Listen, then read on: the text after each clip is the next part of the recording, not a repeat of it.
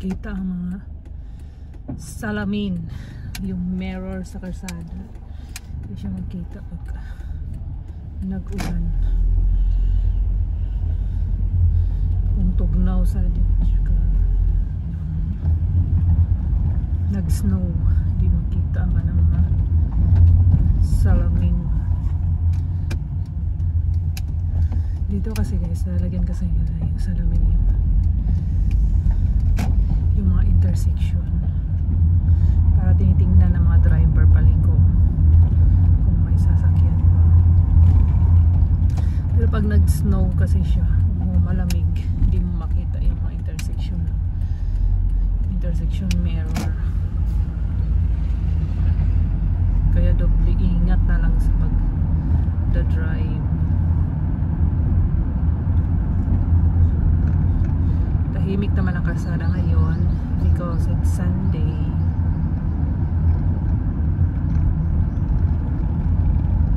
Tapos napakaaga pa.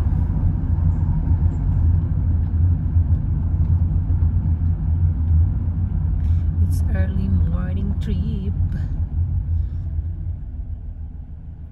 Pero traffic na naman din guys. Di katulad dati, yung bago pa lang ako dito sa Japan. Dito konti pa lang yung tao sa lugar na ito, sa Miki kasi ito, Miki City. Konti pa lang yung tao dito dati guys. Pero ngayon marami na dahil marami na nagbukas ng mga factory.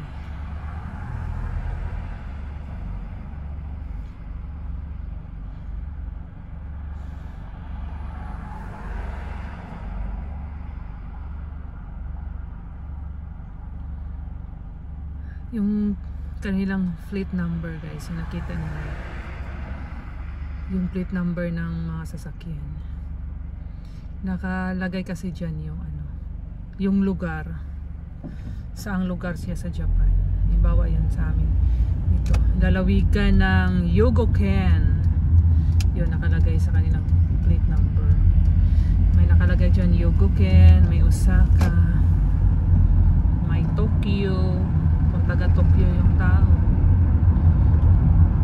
so madali siyang ma-identify yung mga sasakyan kasi yung plate number ba nakalagay doon kung taga saan siya.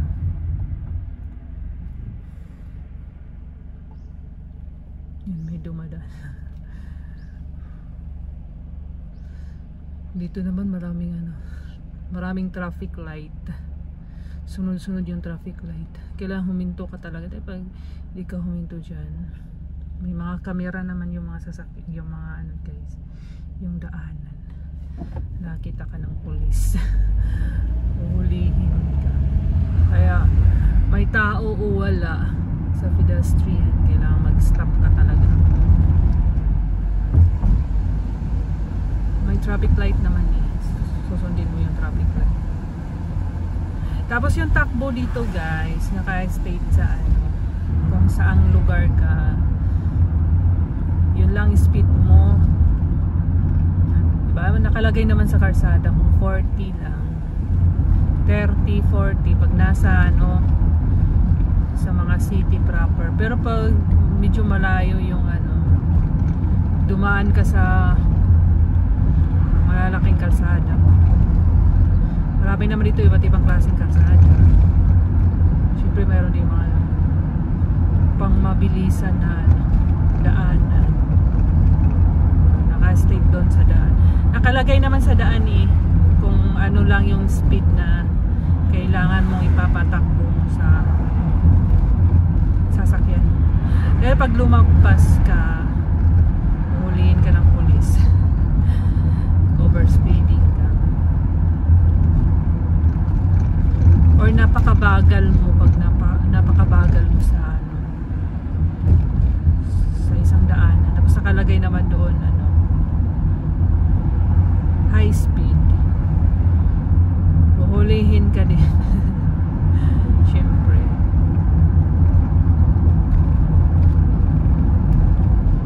Ito naman pag may parang triangle sa kalsada, kailangan mahina lang yung takbo mo dahil may pedestrian. dumadaan na plastic. Dito traffic light na naman, mag-stop ka na naman.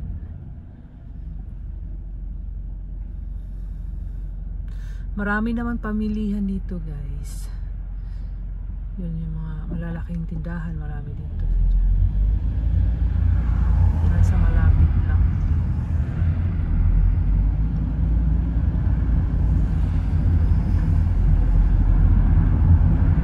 Kung kailangan kasi dito may sasakyan dahil pag pumasok ka sa trabaho, yung mga factory kasi dito guys, yung mga paggawaan nasa bundok.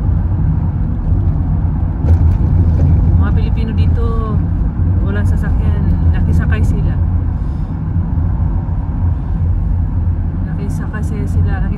sa mga kapwa Pilipino. Yung sa akin nga may sumasakay nga sa akin si Jennifer, kasi katulad kami ng factory na pinapasukan, nakisakay lang siya sa akin. Magbigay naman siya buwan-buwan kahit konti lang dagdag ng panggasolina. Kailangan ng ganyan lang, tulungan lang. Kawawa naman ba? Di ba malayo yung pagbisikleta ka, napakalayo. Malayo yung mga factory. Ito guys, may dumadaan na train. Kasi daanan kasi yung train na yan. Naka-close yan pag may dumadaan na train. Yung makikita mo sa mga anime, para may X na daanan, yung daanan yan ng train. Yung may yellow ba tsaka itim na yung X. Kaya huminto ka dyan pag dumaan ka. Daanan yan ng train.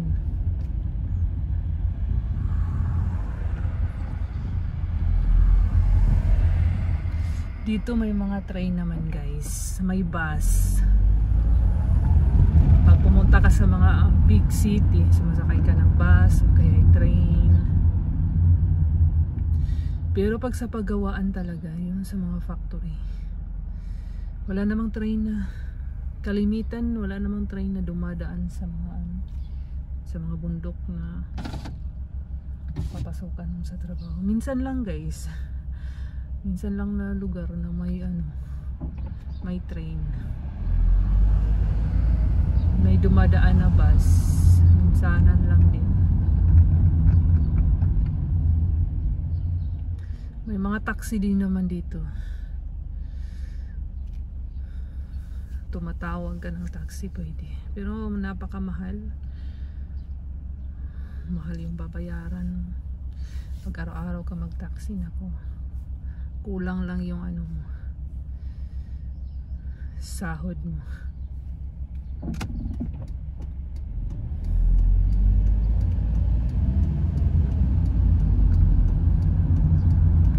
Kailangan mo lang talaga sasakyan.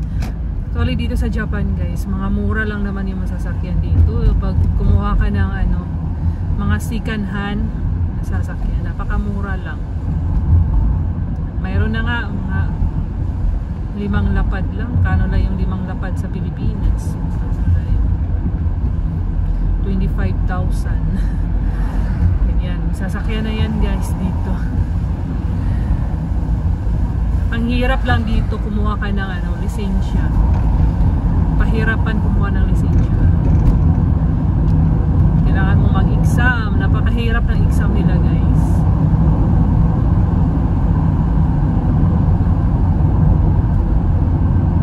May iba't ibang klase naman kung paano kumuha ng lisensya. Mayroon ding pag may lisensya ka sa Pilipinas, yung tinatawag nila nag-ikirikay. I-translate mo, naka-state doon na ilang taon ka na nagmamaniho, kailangan yun. Tapos pagdating mo doon sa license center, kumuha ka ng lisensya, kailangan mong dumadaan ka pa rin sa exam. Tapos may practical exam guys. Sumasakay yung police sa'yo, tapos ikaw magmamaniho ng sasakyan. Kailangan ipasa mo yun. Tinitingnan ng pulis kung marunong ka ba talaga. Kailangan maipasa mo yun para makakuha ka ng lisensya. Ako naman guys, nag-aaral naman ako dito ng driving school. The driving school ako. Tapos nakagraduate na ako ng driving school. Yan. Kumukuha na ako ng lisensya. Nag-exam pa rin ako, syempre, sa license center. Ang hirap ng exam guys. Pahirapan talaga.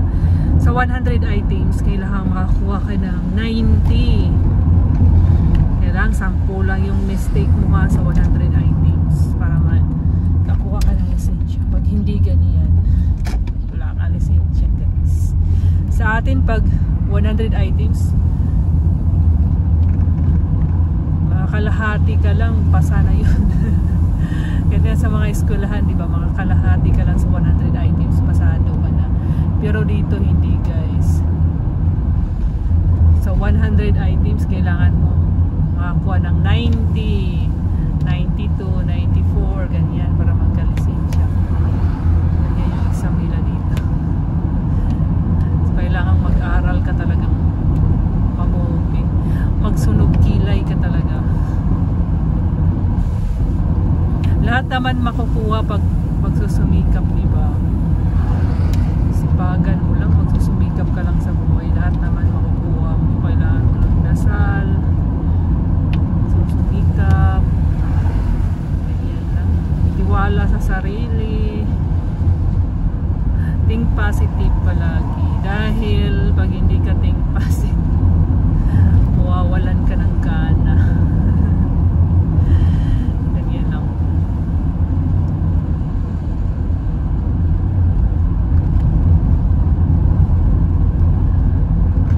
Nakita niyo yun, medyo malayo ba yung papunta akong trabaho mga guys. Medyo malayo pa yung lalakbay. Almost 15 minutes or 20 minutes. Mabagal lang naman takbo ko, hindi naman mabilis.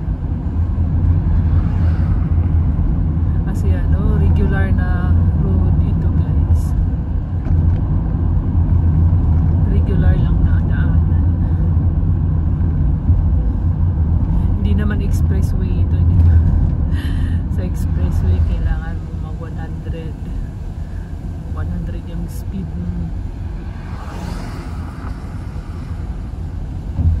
Dito naman sa Japan guys, maraming daanan. So, napakaliit lang ng daanan. Maraming paano ba? May daanan dito, may daanan din doon.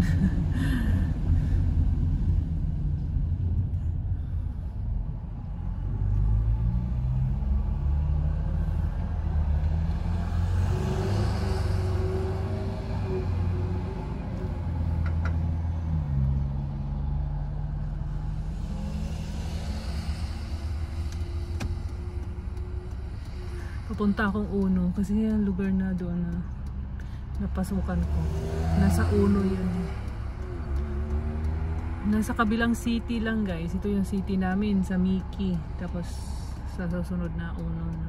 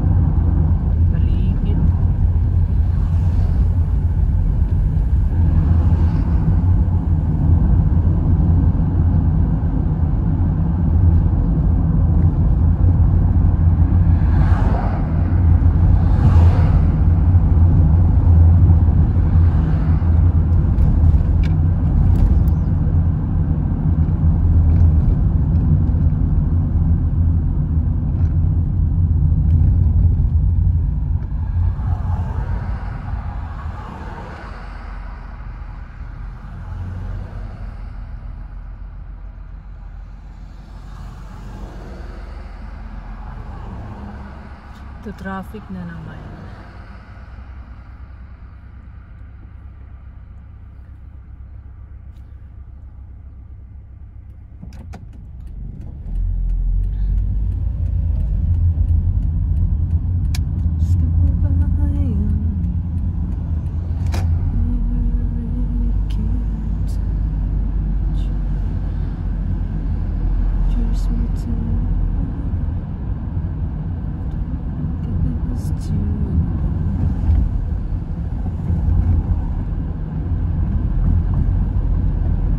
Malapit na yung factory.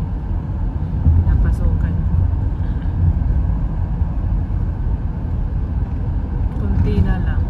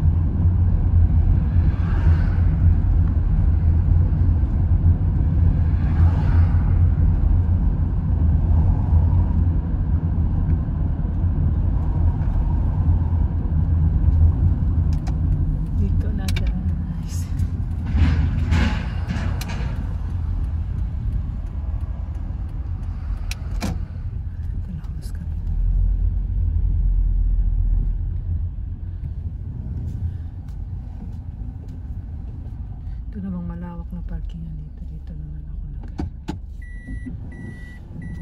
nagtatrabaho.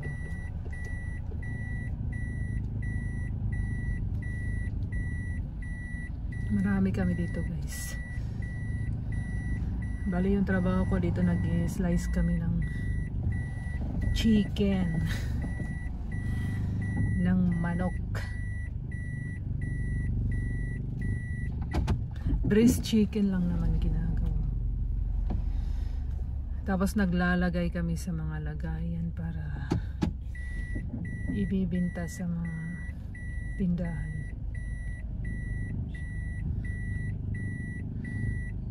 Yung preskong chicken talaga.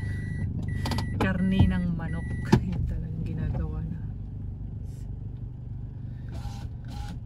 Konti pa yung nakarating dahil Sunday naman ngayon, mga guys. Today is Sunday.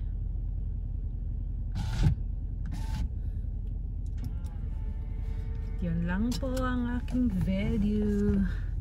Thank you for watching.